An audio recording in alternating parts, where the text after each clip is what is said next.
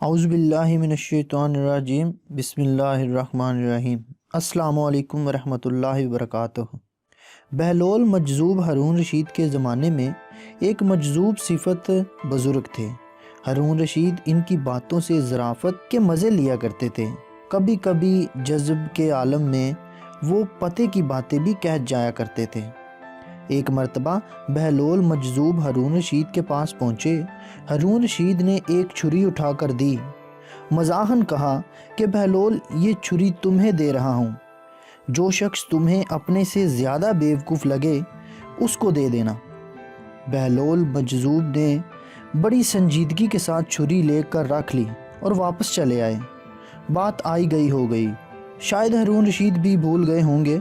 अरसा के बाद हारून रशीद को सख्त बीमारी लाहक हो गई। बचने की उम्मीद ना थी। अतबा ने भी जवाब दे दिया।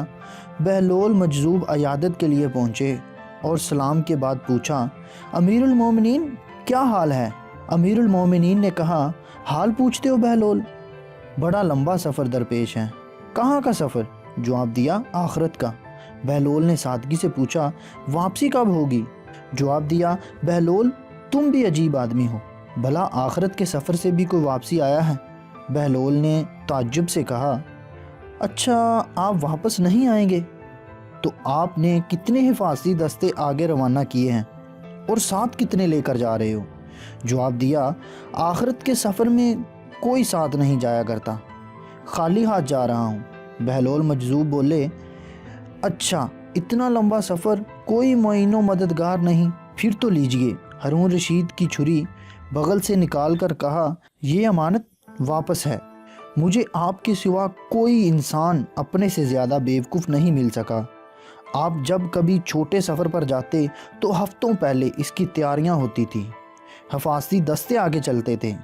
चश्मे खुदम के साथ लश्कर हमरकाब होते थे। इतने लंबे सफ़र में जिसमें वापसी भी नामुमकिन है, आपने तैयारी नहीं की।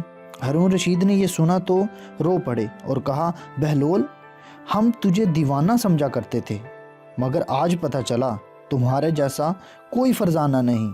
तो इस कहानी से ये सबक मिलता है कि आखिरत के सफ़र में हमने खाली हाथ जाना है।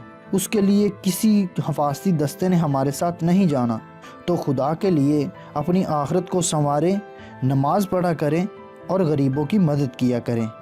आखिरत में सिर्फ़ यही हमारे साथ जाएगा। और अल्लाह को याद करें, दरूद शरीफ की तस्बीह किया करें। मिलते हैं नेक्स्ट वीडियो में, तब तक के लिए खुदा हाफिज़।